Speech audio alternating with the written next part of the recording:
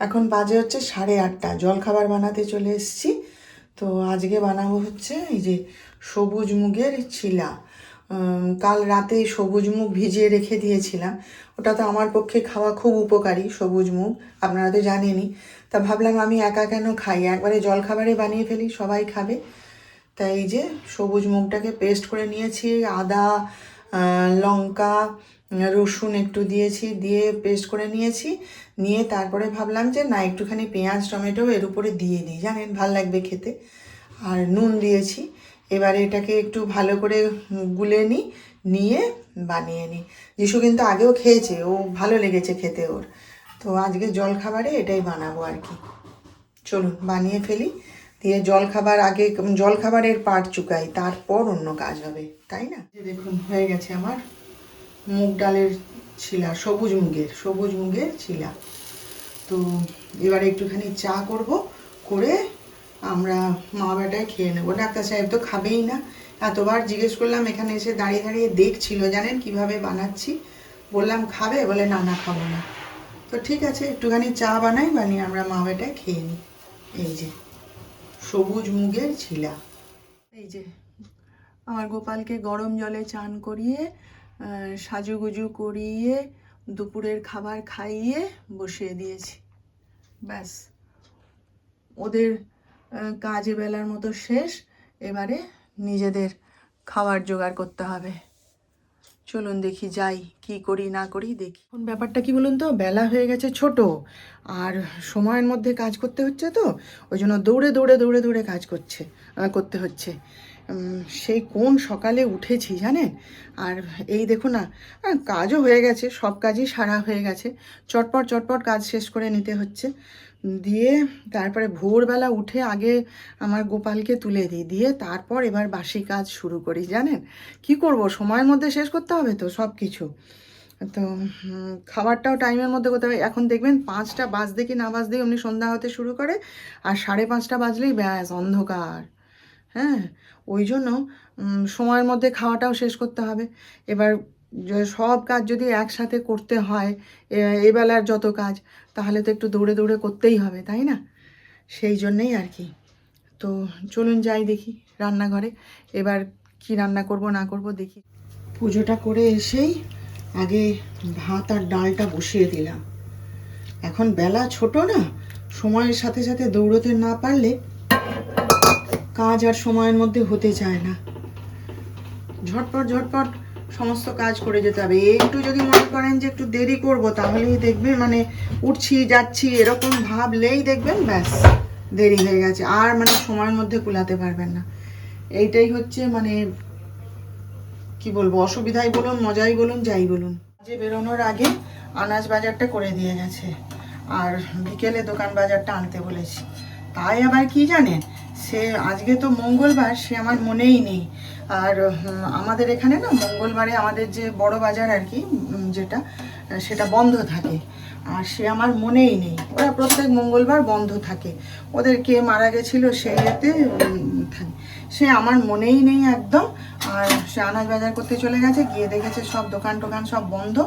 দিয়ে আবার এই আমাদের এই রঘুনাথ বাজার থেকে, মানে হরির বাজার যেটা আর কি, সেই রঘুনাথ বাজার থেকে বাজার করে আবার নিয়ে এসে আমাকে বলছে আজকে তো ওই বাজার বন্ধ, আর তোমারও মনে নেই আর আমারও মনে নেই। আমি বলি হ্যাঁ, তখন আমার মনে পড়লো। আমি বলি হ্যাঁ তাই তো। তাই বলি তুমি তো চলে আসতে পারতে, ওবেলায় আজকে নাই তো যা হোক করে চালিয়ে দিতাম, আলু পোস্ত ডাল ঠাল করে দিতাম, কালকে নিয়ে আসতে একবারে আমাদের নিজেদের বাজার থেকে। মানে না ঠিক আছে, আমি তো সবই পেয়ে গেছি, আর থাক অসুবিধা নেই। তা সেই বাজার ডিম সব নামিয়ে দিয়ে গেছে। ও বেলায় দোকান বাজার করবে বলে দিয়েছে, লিস্ট করে রেডি করে দিয়েছি। কালকে আমি যখন জিমে, তখন আমাকে ফোন করছে কি কি আনতে হবে বলো। আচ্ছা বলুন, এবার ওই হাটের মাঝে আমি কি করে বলি আমার কি কি আনতে হবে। আমার বন্ধুগুলো হাসছে, বলে যে তুই এরকম দাদাকে বলে দিয়ে আসিস নি। আমি বলি না, ভুলে গেছি। তারপরে বলে তারপরে তোমাকে খেঁচানি দিল, হ্যাঁ ওই হাত নিয়ে জিমে গেছো কেন, আবার যদি লেগে যায় আমি কিন্তু জানি না বলে দিচ্ছি। একবারে এই সপ্তাহটা ওয়েট করে তারপর যেতে পারতে। আমি না না, আমি সেরকম কিছু করছি না, লাগবে না। দিয়ে তারপরে বলে আচ্ছা তুমি তাহলে আসো, তারপরে লিস্ট যখন করনি তাহলে তুমি বাড়ি আসো, তারপরে যাব। তারপরে তো এসে আর যাওয়া হয়নি, তখন কি আর হয়। তাই বললাম তুমি এখন কাজে বেরিয়ে যাও, আর সন্ধ্যাবেলাতে সব এনে দিও। আমি এখনো ব্যাগ খুলে দেখিও নি কি কি আনাজ এনেছি।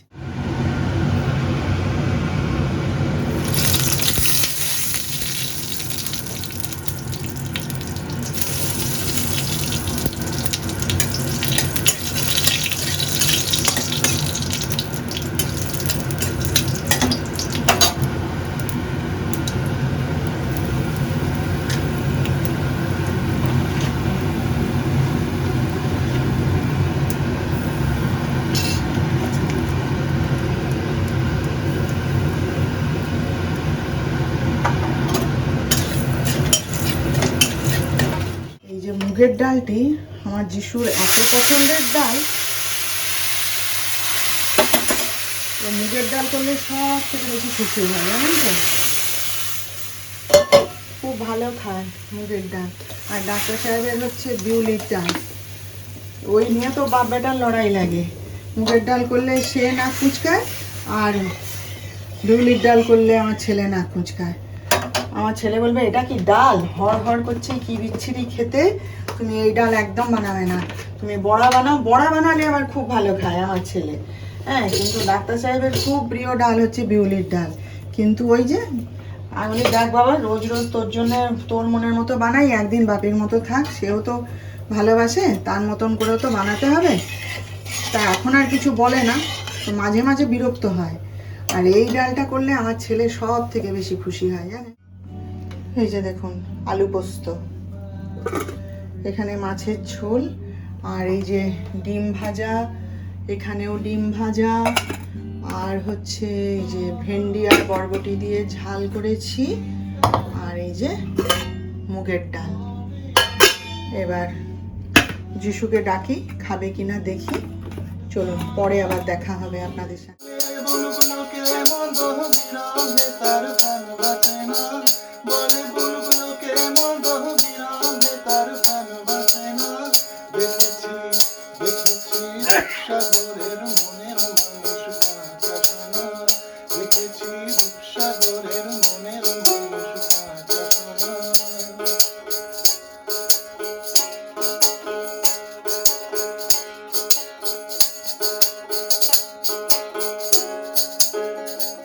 ছেলে আজকে ফেরার পথে এই যে রুটি নিয়ে চলে এসেছে।